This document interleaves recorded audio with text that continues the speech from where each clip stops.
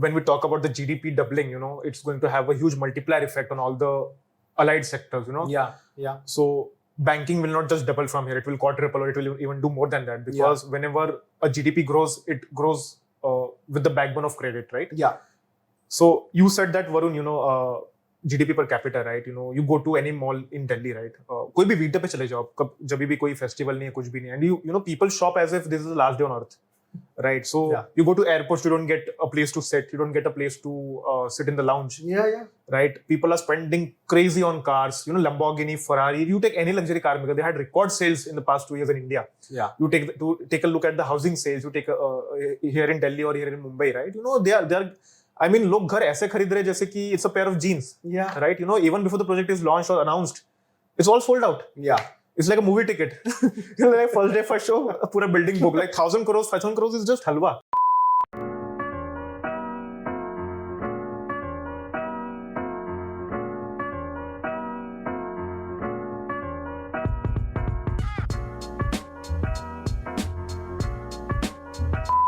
Hey guys, welcome to the 30th episode of the Indian Market Story. It's a milestone episode for us today. We've crossed 30. And in order to celebrate that, we have a really fantastic guest with us today, Mr. Aditya Kondawar, a really talented portfolio manager and an author. Aditya, would you like to introduce yourself to the audience so they get to know you a bit better? So hi everyone, thank you for tuning in. Like Varun said, it's a very special milestone for them, and I congratulate them on reaching 30 episodes. So I am Aditya Kondawar. I am a partner and vice president at Complete Circle Capital. If I have to introduce myself, I always say that I'm a curious person, and that is what actually led me to the markets, and that is what has led me to this juncture today in my life. So Varun, from a very young age, I was always curious, and when my parents shipped me off to Manipal in 2012 for my bachelor's, right? It was, my family was going through a tough phase financially. And, that is when I saw a few of my classmates dabbling in IPOs. And I thought, it's a good opportunity to make money, right? Because anyways, like I told you, the financial situation wasn't good. And that is how I actually started my market journey. It was 3-4 years when I used to only dabble in IPOs. We made good money. We went to Goa. We traveled a lot across Karnataka with that money that we made from the markets. And one thing led to the other, and I have reached where I am today. So yeah, that's really interesting, man. So out of curiosity, what was the first IPO that you dabbled in? What IPO made the best money in those times? So I think I think Wonderla was there. I think Bharti Infratel was there. It was called something else that time. There was a jewelry IPO. The IPO that I remember the most was of Indigo, because 23rd August 2015 was when I joined I got my first job.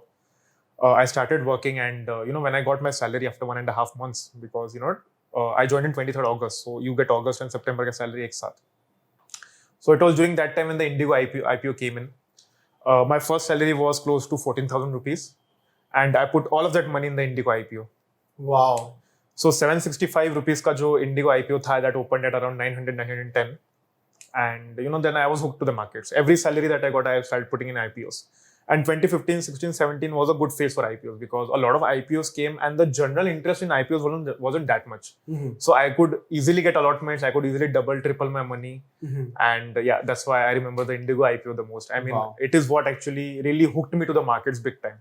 I hope you're still holding on to those Indigo shares. No, I am not. Oh, no. That time, I did not have that much of a compounding mindset, right? I was just thinking that, okay, I'm getting 15,000, I'll put it in the IPO, whatever 5, 6, 7,000 I get, I'll just take it and I'll move on, right? So it was only when a few IPOs that I invested in came out with a 30, 40, 50% gain, and they still doubled from there, is when I thought that, okay, I'm making a mistake, Mm-hmm. These companies can't be held for just a 20-30% gain. Mm-hmm. They're doing much more than that. Yeah. So again, curiosity, started reading a lot before this period. Before 2016, 2017. Iske pehle, I never read the DRHPs. I just saw the companies and I thought, okay, let's go invest.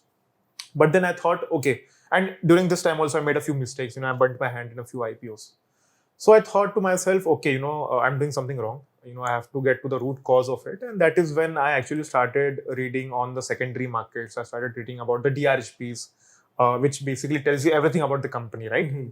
And that is when Sorry, DRHP, draft red herring prospectus. exactly, yeah. So I call it like the kundli of the company because it actually tells you A to Z about the company. You know what the company does, who is the management, what they have done in the past, what are the kind of the financials that the company has, what are the risks, what is the business model, who are their peers. So each and everything. I mean, if you have that single document in front of you, you can learn everything that you could possibly can about the company and the sector, right?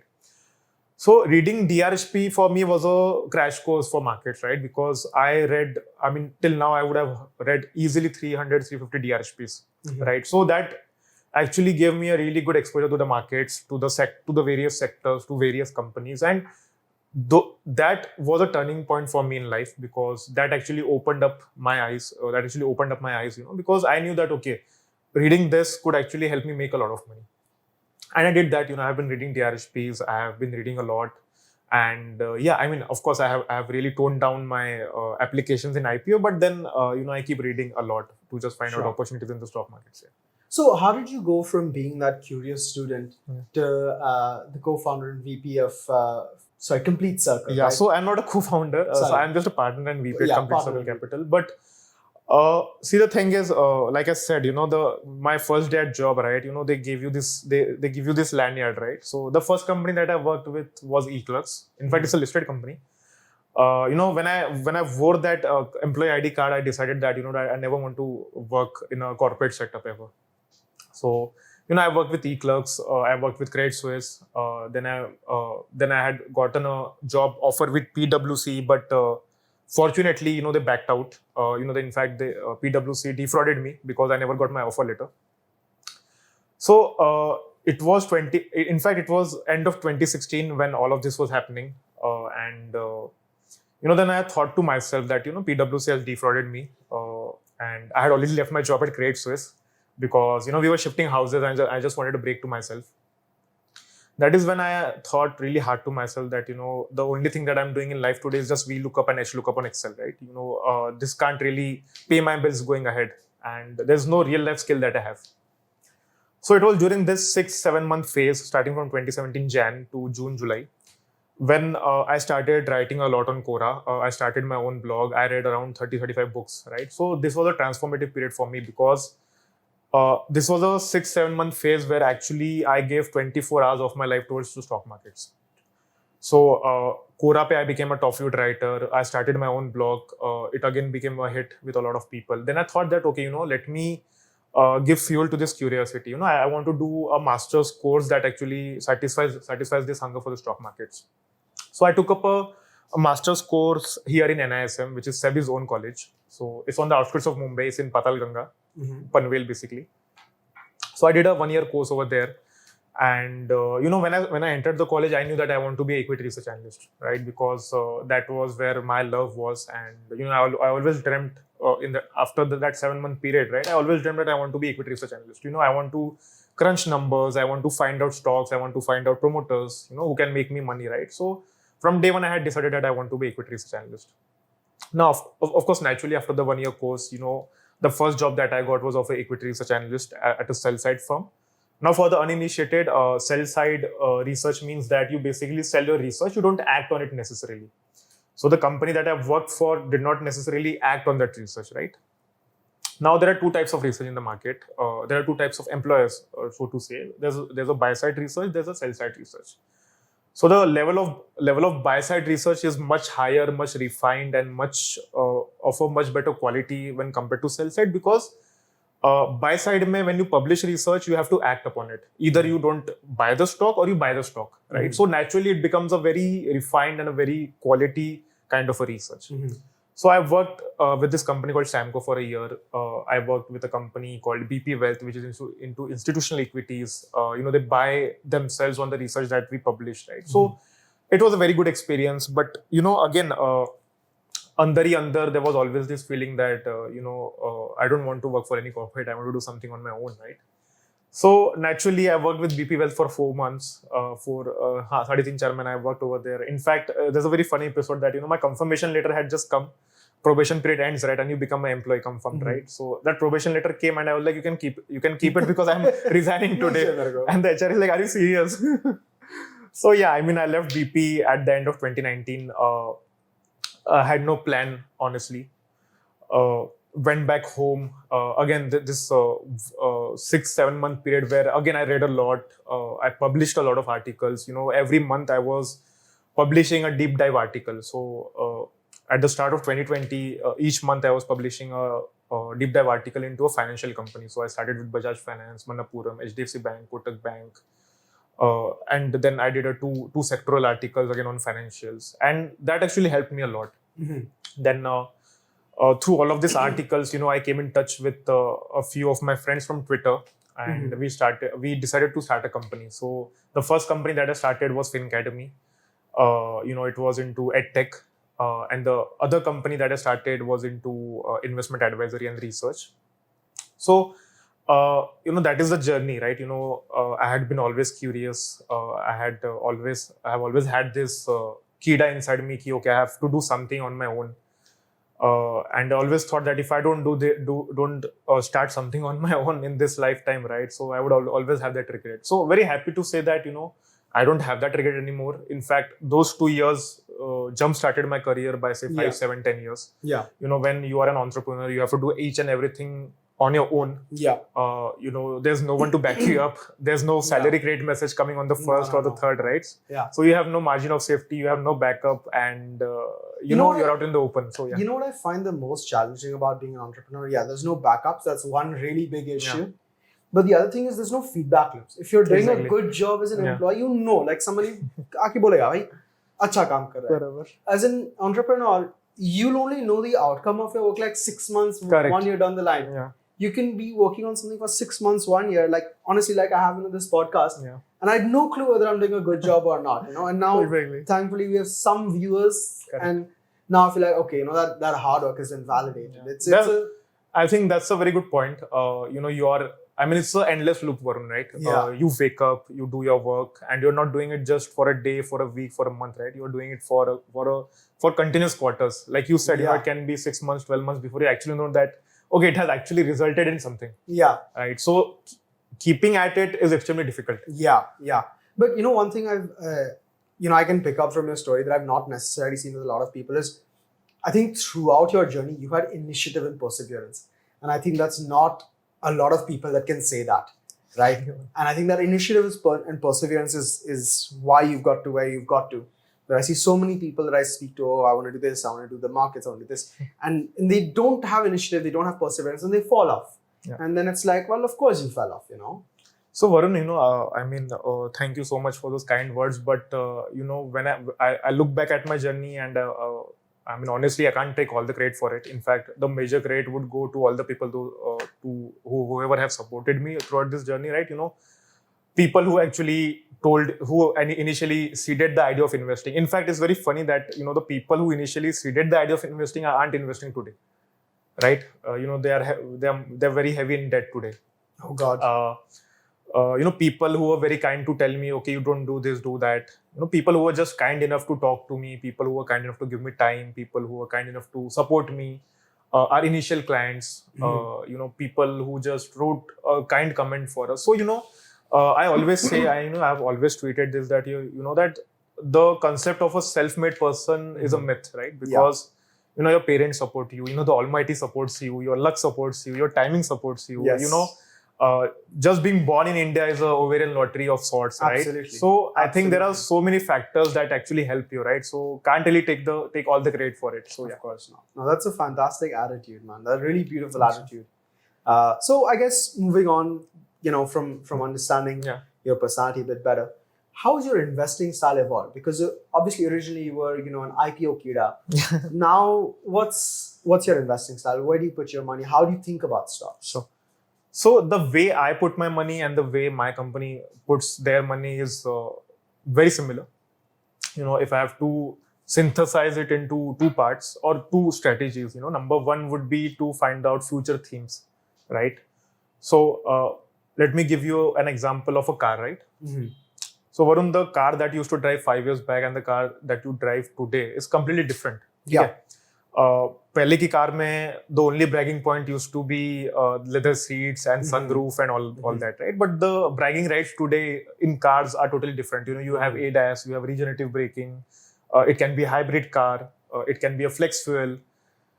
You have these huge screens in front of you, right, on the dashboard. In fact, we don't even call it a dashboard these days. It's called a digital cockpit, right? So, just extrapolating it, think of a company like Infosys. Infosys was a god company for people growing up in the 80s or 90s because it gave them a sustainable source of income.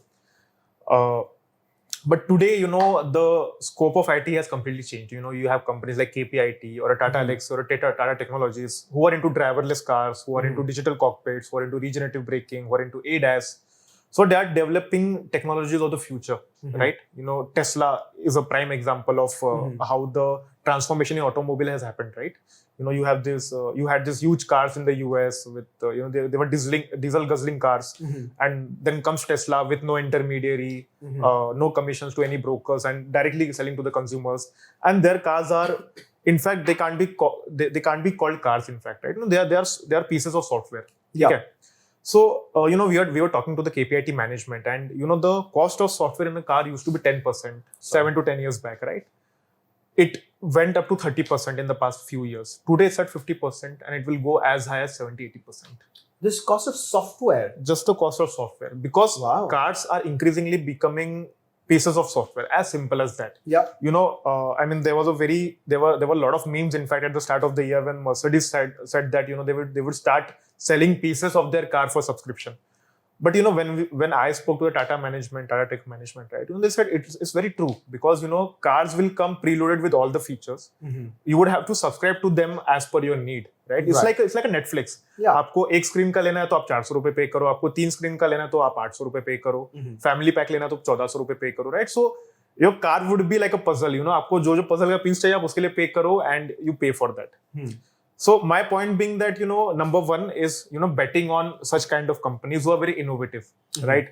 Now, if this example is quite complex to you, let me give you the case of Reliance. Reliance Industries is a company that we all connect with. So Reliance actually brought about a revolution in India. They were a boring oil to chemical business. ठीक है, काफी पैसा आ रहा था. But Mr. Mukesh Ambani had a thinking that यार इससे मैं क्या करूँगा? This is a dying business, right? So he started investing in Geo, he started investing in IoT, he started investing in retail. And what happened during COVID, right? The who's who of the world, all the big investors invested in the company, in various parts of the companies, right? Yeah.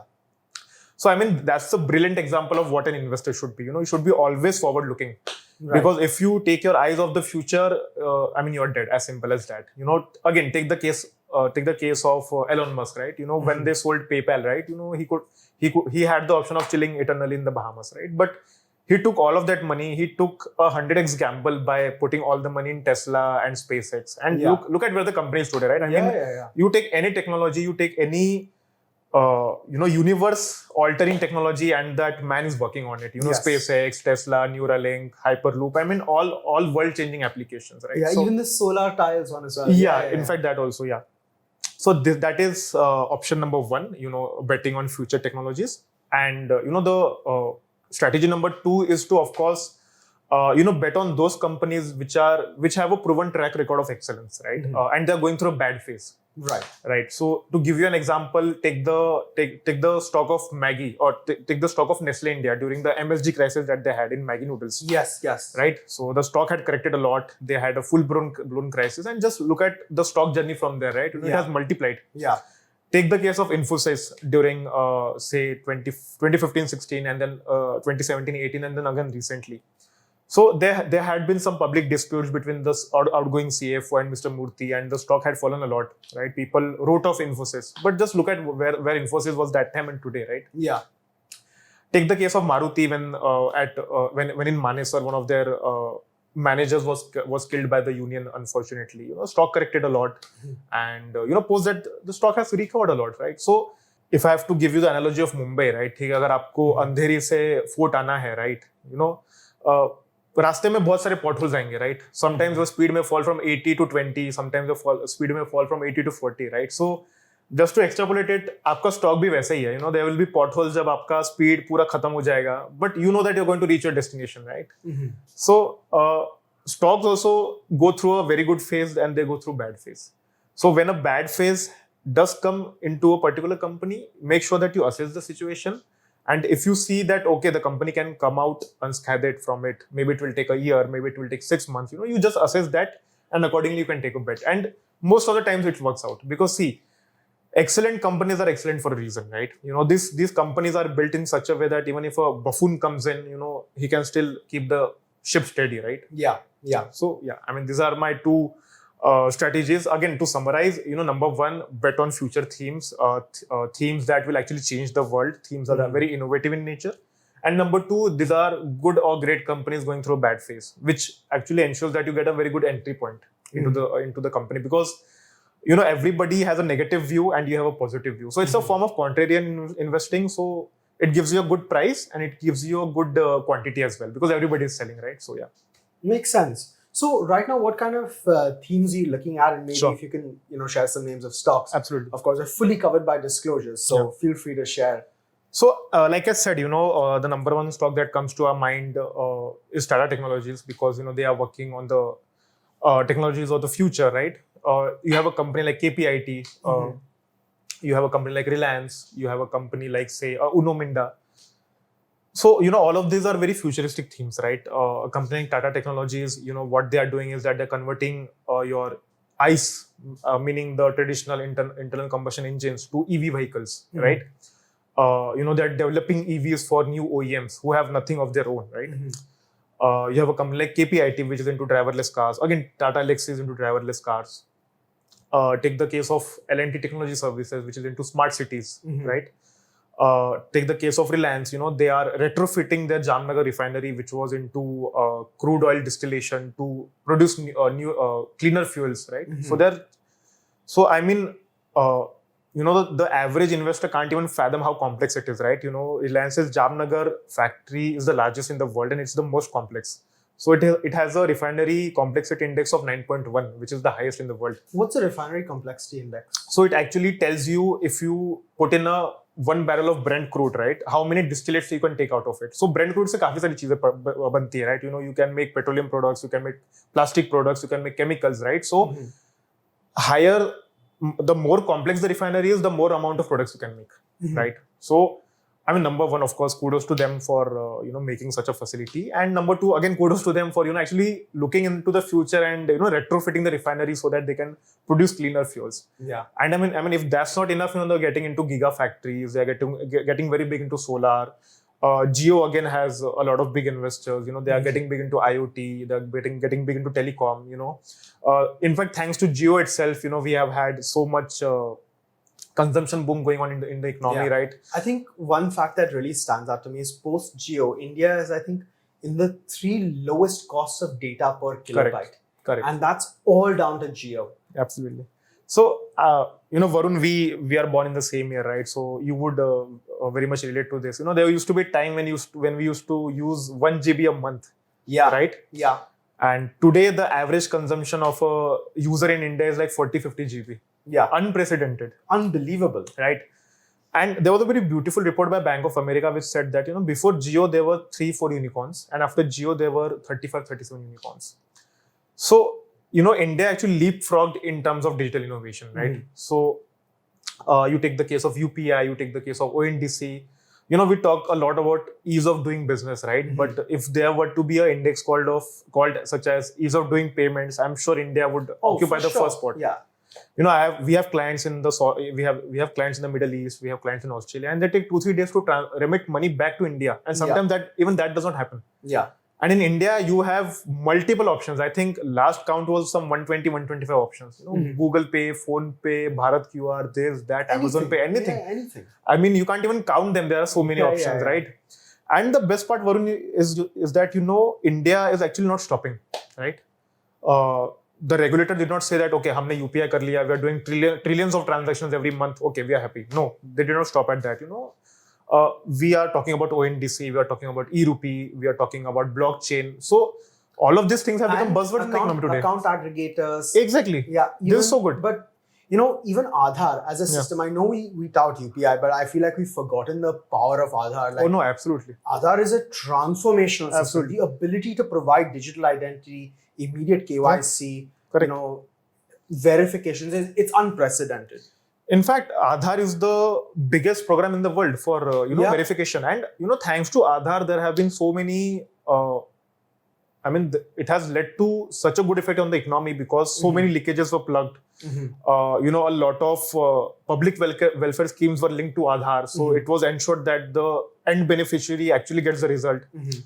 So billions of dollars of savings easily. The most underrated feature of Aadhaar, to me, to be honest, is how it's facilitated financial inclusion. So absolutely.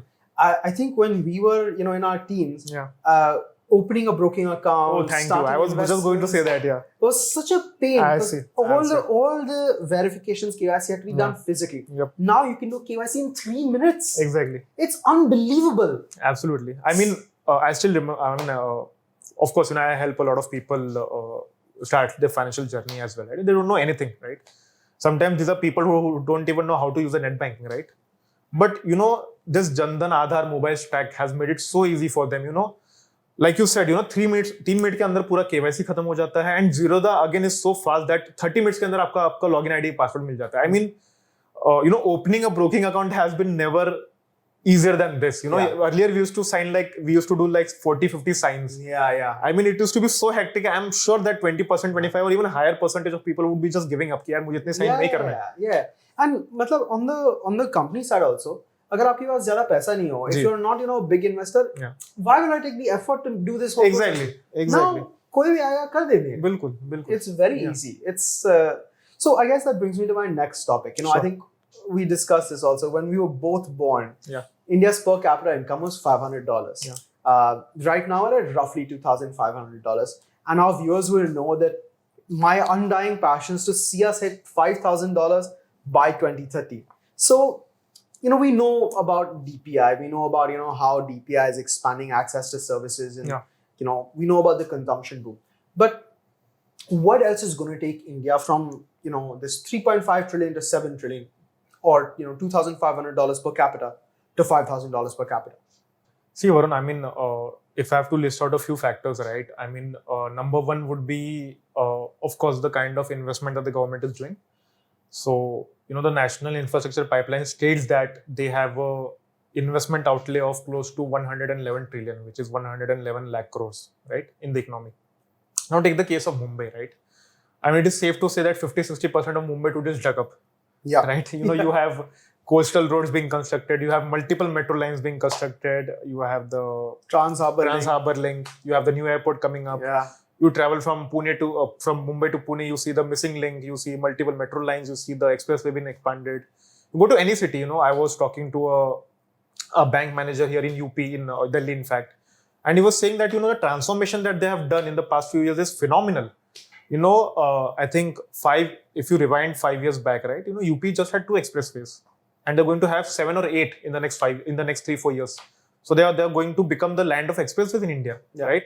I read I saw a clip recently that with the new Noida airport, plus Indira Gandhi airport, they're going to do more flights per year than Heathrow, Stansted, and Gatwick. So absolutely, it's going to be more there's going to be more air connectivity than London and Delhi, which is absolutely exceptional. So since you mentioned it, so the airport is going to be built in 4 phases, right? Initially the first phase itself will outpace Indira Gandhi airport. And by phase 4, I think they would handle close to 35-40 crore passengers a year, which is again unprecedented. Wow. It's going to have, I think, 6 or 8 runways. Wow, man. So, the kind of development, the kind of infra that India is building is absolutely crazy. I personally have done a lot of road trips when I was a kid, when I was a teenager. And again, I have done it in the past few years. And the changes are just amazing. In fact, I have been tweeting it a lot. I always thank Nitin Gadkari after a road trip because, the road trips are so comfortable that, they are even comfortable than a flight journey. Yeah. Flight mein aapko maar fur ke baithna padta hai. It's like, you're traveling like a cattle and all that. Yeah. Seats don't even recline. Yeah. But in a road trip, you're so comfortable. You can stop, you can have nariyal pani, you can just sit there, you can just see everybody going by, and it's just serene. India has just transformed its Yeah. infrastructure, and of course, there's a long way to go for us. We have started on a good note, and let's pray to God and let's hope that the momentum continues. So number one is infrastructure. Number two is that a lot of sectors are seeing a renewed push. Take the case of agriculture, take the case of manufacturing, take the case of, again, under manufacturing you have pharma, auto ancillaries. In fact, the Indian auto market became the second or the third largest, overtaking Japan this year itself, right? When we talk about the GDP doubling, it's going to have a huge multiplier effect on all the allied sectors. Yeah. So banking will not just double from here; it will quadruple, or it will even do more than that, because whenever a GDP grows, it grows with the backbone of credit, right? Yeah. So you said that, Varun, GDP per capita, right? You go to any mall in Delhi, right? कोई भी weekday पे चले जाओ, जब भी कोई festival नहीं है, कुछ भी नहीं है, and you people shop as if this is the last day on earth, right? So you go to airports, you don't get a place to sit, you don't get a place to sit in the lounge. Yeah. Right? People are spending crazy on cars, Lamborghini, Ferrari. You take any luxury car maker, they had record sales in the past 2 years in India. Yeah. You take a look at the housing sales. You take here in Delhi or here in Mumbai, right? They are. I mean, लोग घर ऐसे खरीद रहे जैसे कि it's a pair of jeans. Yeah. Right? Even before the project is launched or announced, it's all sold out. Yeah. It's like a movie ticket. Like first day, first show, pura building book. Like 1,000 crores, 5,000 crores is just halwa. Yeah. Right? So I feel that, what people termed as a pent-up demand post-COVID, right? This is structural in nature. Structural demand, right? yes. Nobody expected at the end of 2020 or 2021 that India is going to have this huge consumption, right? All foreign brokerages, all foreign CEOs, they're extremely bullish on India. All consumption companies are putting up factories here, right? So number two is, of course, like I said, consumption. And the localized push by the government. There was a very famous article which said that, 1 out of 2 iPhones will be made in India in the next 3-4 years, right? So Pegatron has come here, Huawei has come here, Foxconn has come here. And what has really happened, Varun, and which is very healthy to see, is that, a lot of states have started competing with each other, right? So everybody wants to roll out the red carpet for investors or for companies to actually set up their facilities, right? Because that actually creates employment for the youth.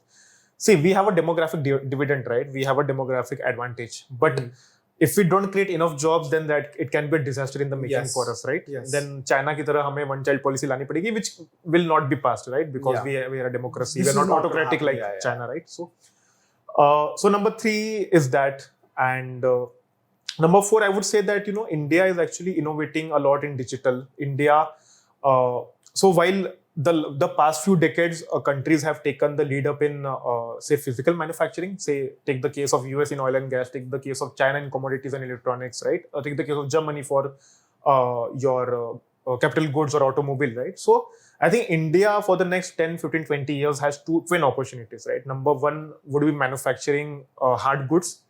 Number 2 would be your cheap labor, right? So even today, you take up any industry, India ranks at the first in terms of per unit cost of production, right? And number 3 is digital innovation, right? And services. So what really helped India come out of the balance of payment crisis, or say recover fully from it, was the IT boom. Y2K ke time, we were the only country which said that, hum log hai yahan pe, we can solve it. And then we did our own old-fashioned jugaad and we came out of it, and thus was born the IT industry boom, right? तो अभी कैसा है कि the same advantage we have, because we have both the things. We have cheap labor and we have government intent, right? And the third thing, the icing on the cake, is that everybody wants to deleverage from China. China plus one strategy is gaining a lot of limelight, so to say, right? So we have this trinity of things going on, right? So this is very advantageous for us. This can result in outrageous manufacturing boom in India. One thing that I don't think is fully appreciated across the board with this thing is that India is the only country left that has a substantial educated young population. China is old, Japan's old, Korea's old, Southeast Asia's old, Europe's old, US is old. So I think if work has to be done, it has to be done in India, because this is the only place where work can be done. Correct. So like I said, number 1 is manufacturing. Number 2 can be export of services or export of labor, right? See, at the end of it, at the crux of it, every politician wants to show to their janta that, okay, we are doing progress in the economy, right? Or they would be voted into power again, right? So in that sense, what really happened with IT was the cheap labor boom, right? So that can again happen for manufacturing, and that can again happen for, say, export of labor. Like you said, right? I actually think it's going to happen for export of healthcare in some way, shape, or form, because healthcare is unaffordable everywhere else in the world. Absolutely, especially in the US. Especially in the US, but even so in Europe, even in the UK, Southeast Asia is kind of okay, but export of healthcare services, I think, is going to be huge. So Varun, the beauty of India is that, we have so much labor, and the labor is so cheap that we can actually do anything. Yeah. You go to the Middle East, unke Olympics ke stadiums, unke World Cup ke stadiums, so humne hi banaya hai, right? So we have that advantage to us, wherein we can literally export labor to them and execute a project, right? So we become like a subcontractor, literally. Yes. So we have that advantage, definitely. And even when we export labor, the advantages, we get a lot of remittance flows. Absolutely. One of the main things that's kept India alive through the balance of payments crisis and since has been the huge remittance flows. Correct. Absolutely. So even labor export really feeds our economy very well. No, absolutely. I agree. So I guess all positive, all blue skies ahead for the Indian economy. So for people that are looking to invest their money maybe by themselves or with somebody else, do you have any advice on how people should get started on managing their money? So see, before you invest in anything, make sure that you invest in yourself, right? There's a very famous quote that doctors are not going to help you, teachers are not going to help you, say money managers are not going to help you unless you help yourself. Right? Yes. Whatever you do in life, make sure that you have the basic idea of it. Make sure that if you work with any advisor in any form, be it a doctor, be it a money manager, be it a lawyer, right? Make sure that you understand what you're doing, right? So the principal-agent relationship, right? Make sure that the principal has your best interest in mind, and make sure that he can explain everything to you in a very simple sense, right? Then you know that, okay, you're doing this, you're doing it for this reason, and this is what you can expect. As simple as that. Now, there are various ways of investing in the market. Number one would be, like I said, you appoint a principal, you appoint an agent, for yourself, right? Meaning a money manager or a mutual fund manager or a PMS advisor or investment advisor, right? There are various forms of investing in the market. Number two would be doing it yourself, right? I think we have done it ourselves. So make sure that, before you invest any money, you invest a single rupee. Make sure that you go on a self-learning journey. You understand yourself. You get to discover yourself, right? You understand your risk appetite. You understand what form of investing you're most comfortable with. And the most important point being that, do you have the time for it, right? I talk to so many people, these guys are, say, assume that they are investment bankers or they are big four partners. They have no time for their personal life. Investing research to bahut dur ki baat hai, right? So for them, going through a PMS route or an investment advisor route or say a mutual fund SIP route becomes very convenient because they don't have the time at all to look at it, right? So this is kind of an automated route. Okay? Now a hybrid kind of a route can be where you appoint a specific investment advisor, आपके liking के हिसाब से, okay, that that okay, Varun is a say a medium risk kind of a mutual fund manager or a PMS manager. So I can put my money with him because his philosophy aligns with my philosophy. Okay? So 50% risk लूंगा, 50% stable रहूंगा, right? वहाँ पे what you do is that you research about the mutual fund manager, or the PMS manager. You are in constant dialogue with him. You guys fine tune the portfolio. तो वहाँ पे जो investor है, he gives a bit of a time to the mutual fund manager and to himself. So various ways. But in all of them, I would suggest that, before you invest anything in the market, invest in yourself. थोड़ा सा आप पढ़ लो, you understand what all things are there in the market, how does it actually work, so that, if tomorrow something were to happen, God forbid not, but then you understand, okay, this has happened and this is what I should not have done. See, because no book is going to teach you anything about the stock markets. It is only when you invest your hard-earned money and when you lose that hard-earned money, or a part of that hard-earned money is when that lesson actually gets imbibed inside your brain. See, everybody has to pay that Guru Dakshina to the markets. There is no other way. I have paid it. I'm sure you must have paid it. And there are lakhs of other people who have paid it. And that is what has made them a better investor. Right? It's the price of an education. Absolutely, yes. आपको वो Guru Dakshina तो आपको देनी ही पड़ेगी. Yes, of course. That is what will make you a better investor. See, if you face a loss, either you will give up, or else you will become a better investor. Yeah. I think when investors face a loss, no, they go one of two ways. They become better investors and learn from that experience, or even if they give up, no, they go to a professional money manager. So either Correct. ways, no, it ends up working out. Absolutely. So I think that's a beautiful point that you made, because sometimes after you make a mistake, right, you understand the pitfalls of it. आपको पता चल जाता है कि what was the root cause. Maybe it can be that you could not do enough justice to the process. Then you understand, ठीक है मैं time नहीं दे पाऊंगा. So you either go to a fund manager, or you start to say a ETF SIP, or you start a mutual fund SIP, right? So whatever it is, make sure that whenever you face a loss, you just take a break, go to the root cause of it, find the root cause and try to kill it. Don't try to kill your investments. Yes, of course. So yeah. So I think that's a beautiful summarization for how people should approach managing their money. I think one final question I have for you. Yeah. I know that you wrote a book on Mr. Rakesh Jhunjhunwala, the big bull. We'll try and put a picture of that up. Thank you. And a short while ago, I interviewed Neil and I asked him what his favorite story from the book was. Yeah. I'd like to, and he said, everybody has a different perspective. So I'd like to know, what's your favorite story from having written the book on Mr. Jhunjhunwala? I mean, of course, there are multiple stories. I think one of my favorite stories goes like this. So, Mr. Jhunjhunwala actually invested in Titan. The initial tranche was somewhere near the 90s. And the best part was that, nobody knows this, because the RTA records of that time are all physical. So, we had to actually go through a huge loop and find it out. And we did confirm it that Mr. Jhunjhunwala did have so to say, a tracking quantity in Titan. But it was in 2002 or 3 when Mr. Jhunjhunwala actually got a call from his broker. Okay, so his broker was Daki or something like that. And he's like, Morgan Stanley is selling a huge, I have a seller in front of me who's selling Titan at, say, 29 or 30 rupees when the prevalent price was 34 or 35. He's like 5-10 lakh shares mil raha hai, aapko uthane ka hai maal. And he's like, just give me 5 minutes. So Mr. Jhunjhunwala narrates that he called up his friend Lakshit, right? And he's like, aisa deal hai, le lu kya? And his friend is like, no, ये तो अभी बहुत टूटेगा.